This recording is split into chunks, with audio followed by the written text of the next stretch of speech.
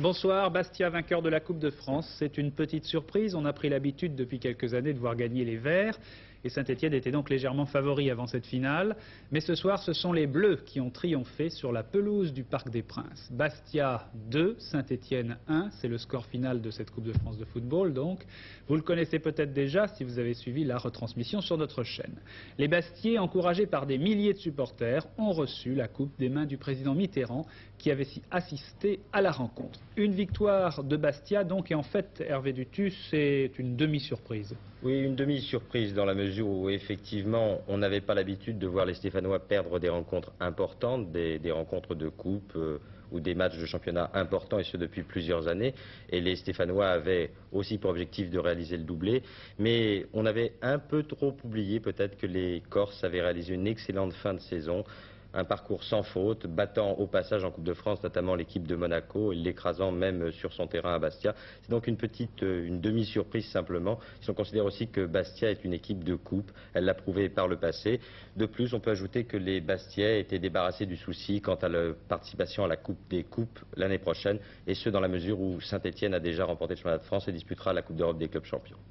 Voilà, alors je vous propose maintenant de revoir les buts de cette finale de la Coupe de France entre Bastia qui joue en bleu et Saint-Etienne, bien entendu, en vert.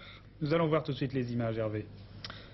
Bastia à l'attaque en ce début de deuxième mi-temps alors qu'aucun but n'a encore été marqué. Martialis sur l'aile droite va hériter du ballon. Il efface plusieurs défenseurs stéphanois et malgré un angle très fermé, il trompe Jean Castaneda, le gardien stéphanois.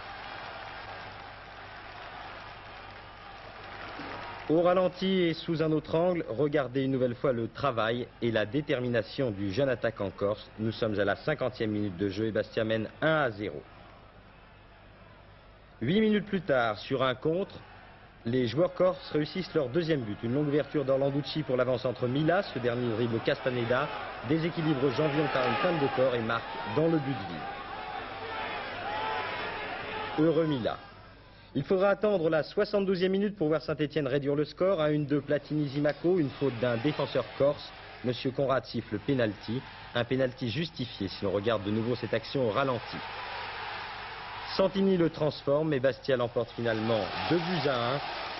Et Alain Martioni reçoit des mains du président de la République la première Coupe de France remportée par un club corse. Bien entendu, joie des supporters, mais satisfaction aussi chez François Mitterrand à l'issue de cette finale. Passé un excellent moment. J'ai admiré la qualité des joueurs, puis cette ambiance, cette force, et finalement ça a été très correct. Depuis que vous êtes président de la République, est-ce que vous allez encore avoir l'occasion de suivre régulièrement le football? Mais bien entendu, pourquoi arrêterais-je?